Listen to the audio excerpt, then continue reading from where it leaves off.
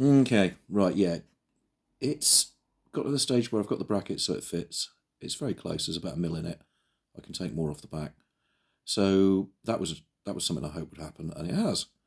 Uh, as you can see, it's not attached to the rear axle. The idea was to clamp it in place with a bolt in the top and a bolt in the bottom, threaded through the body of the carrier, the bracket, clamping it securely to the swing arm. But unfortunately, I'd forgotten that every time I adjust the chain, that thing's going to have to move. So I'm not so wild about that idea now. The other idea was mounting an arm, which again, this would work. Mounting an arm. Hang on.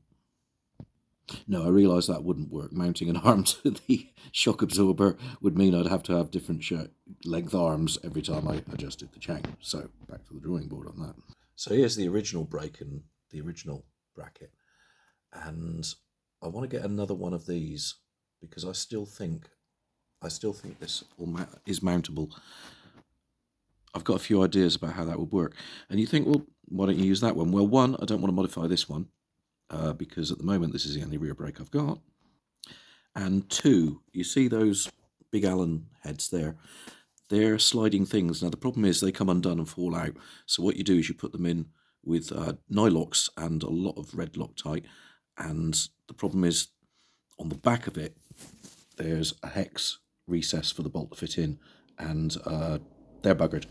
So they just spin round, and there's absolutely no way I can get them out. It's all right though, to replace the pads or something. You just go round the back. There's a big bolt. You undo that. So there's the problem with that. Even if I wanted to sod about with this one, I put those on to stay there, and they're staying there. So yeah, that's it. It didn't work. I'm going back to the single piston. One thing that kind of happened was I did replace the front indicators. You know, it's got these little bullet ones on the back there. I didn't know these were Harley ones. I thought it was just custom ones. But it's now got... I did something while it was in here. I did a lot, just nothing constructive. So it's now got the little bullet ones on the front as well. There's two reasons for this. One, because the original plastic ones, it used to have 4 black plastic ones all around, if you recall. One by one just got completely destroyed. I didn't even have 2.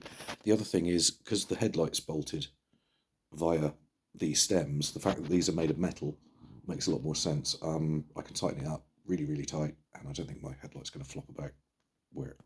It didn't permanently, it just did after a while, and it was always when you least needed it.